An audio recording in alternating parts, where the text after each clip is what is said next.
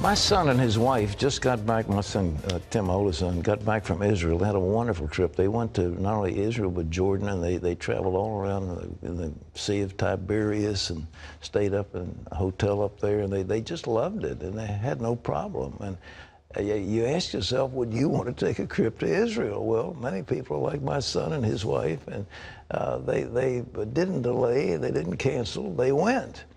Because others are afraid because of what they see on the news. But even so, millions of tourists still come to Israel every year. Chris Mitchell has that story. Most people only see images of the Middle East in turmoil. But in the midst of this chaos, Israel remains relatively calm in this stormy region. Millions of tourists still come each year to visit the land of the Bible. In fact, Israel has set records for the number of tourists in the past few years. Overseeing this crucial industry is Tourism Minister Uzi Landau. Landau is a veteran member of Israel's government and has served in a number of strategic positions. As Tourism Minister, Landau hopes Israel will continue to be a prime destination for Christian pilgrims from around the world. Well, Minister of Tourism Uzi Landau has joined us from Washington. And Uzi, the last time we were together, it was in a helicopter flying that line of that fence that's been built with the West Bank.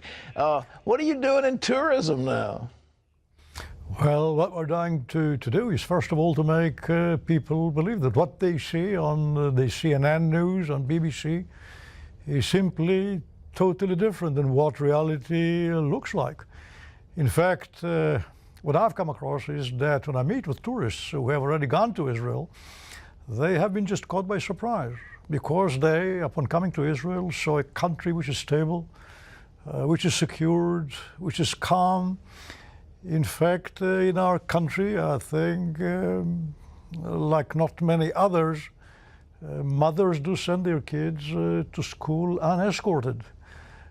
Basically, I would say that, thanks God, CNN didn't have its crew during the Battle of David and Goliath, because then they would zoom on the forehead of Goliath, and until today, everybody would know that Goliath was the victim and David was the villain. So please come to Israel and see something which is totally different. And we are not just more stable and safe with respect to other Middle Eastern countries. I think we are safer and more secured with respect to Western countries that we are part of. I was over there during that war when they were dropping missiles from up in Lebanon. You've got an Iron Dome security system that's been working very well against terrorists. You want to talk about that? Well, of course, you know, it's this kind of means that you develop vis-a-vis the future developments of the terrorists. And of course, we care for the security of all of our citizens. And, well, the battle that we are waging over there against terrorists, it's not just for our own sake. Because those terrorists of the global jihad, of the Al-Qaeda, aren't just targeting us. They wish to overcome Israel on their way to defeat the West, to defeat America. They see America as the great Satan. Israel is a small Satan. And I believe that what we do over there, we are doing the job in the protection of our entire Judeo-Christian civilization, that those terrorists, by the way, which are sponsored by countries like Iran, they wish to replace our biblical values by Sharia law values. And I think in this respect that raising our kids together to believe in freedom of speech, in freedom of religion, in all those very basic values that come from the Bible is one of the major bonds that brings together the American nation to the Jewish and Israeli nation. My friend Bibi Netanyahu made a very strong statement the other day saying, look, as long as I'm prime minister, I cannot allow a nuclear weapon to imperil the future of the Jewish people. Do you think Israel might be forced to make a first strike against some of those Iranian facilities? I shall not go, of course, into operational issues. What is important to remember is that Prime Minister Netanyahu said that we will not make it possible for Iran to become nuclear. And this is not just for our own sake, as much as it is a problem. Because if Iran becomes nuclear, countries like Turkey, like Egypt, like Saudi Arabia, are going to become nuclear too. They are not going to allow themselves to stay over there vis-a-vis Iran being unprotected. And on top of that, if Iran becomes nuclear, please, we have to take to our attention that many terror organizations which are sponsored by Iran might be using those A bombs in, for example, a container ship, which is going to dock in one of the major European and North American ports, or use a suitcase to be bombed somewhere. And what should I add? If they're also developing ballistic missiles with the range of reaching the United States, just note what kind of a scenario might happen in a very short period of time is that an Iranian president will pick up the phone to an American president and say, sir, we would like to see your forces out of the Middle East. We are prepared to put our capital, Tehran, under threat. Are you, Mr. President, prepared to put Washington under threat, New York under threat? So this is going to be a totally different world. And this is why it is so important not to go to a deal with Iran unless this deal guarantees the total dismantlement of Iran from its nuclear military program. Well, I stand with you in that regard. How can we help? Christians in America are very supportive of Israel, as you know. You want tourists. How can we help you? Well, we want, of course, tourists. The very primitive reason was always, it's some kind of an income.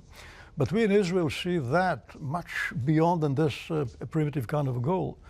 We would like to have many Christians coming to Israel, first of all, to see for their own eyes how the country looks like. It's a different country than a CNN reported or BBC reported country. It's a different kind of a reality.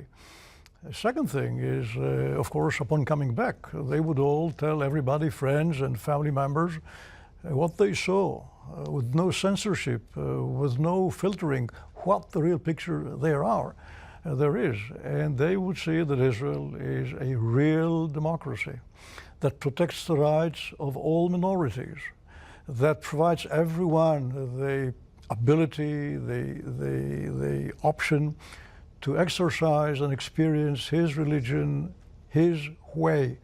I think for that we are proud, and I should add, in this era of internet, this era of reaching to each other through the keyboard, through the screen of the TV, we lose this human touch. We lose this eye contact and warmth of the eye. And I believe that tourism would bridge the gap between people, between languages, between religions, and again, bring relations between men and base them on the human direct relation. I would like to see that, and of course, having as many Christians coming would make them not only trace the routes and walk where the prophets who wrote the Bible did. Yes. But they will also enjoy time and support Israel by that, showing solidarity. So. Well, I think you've got that, and it'll be inspired by what you have to say. But appreciate you being with us, and a dear friend for many years, and a strong defender of liberty and freedom and the rights of people around the world. Izzy Landau, who's now the Minister of Tourism in the state of Israel. My son, as I say, my oldest son just got back, was just raving about the quality of the hotel. And the new King David, he stayed up in the Galilee. He said, you can't believe how the restaurants and the hotels and the facilities and how nice it is. It's very geared to tourists having a wonderful experience, but for believers also. I mean, reading the Bible is just different once you've walked the land there. It's absolutely. pretty special. Well, he had a group with him, and one of the businessmen said, "Look, we're over here. Shouldn't we get baptized?" And so he said they got a place in the Jordan River, not the one that empties out of the Sea of Galilee, but down farther, close to where Joshua came across, and they've got a new baptismal area down there. And so some of these prominent businessmen were baptized in the Jordan. It's really nice. It's quite an experience. Yeah. You never forget it.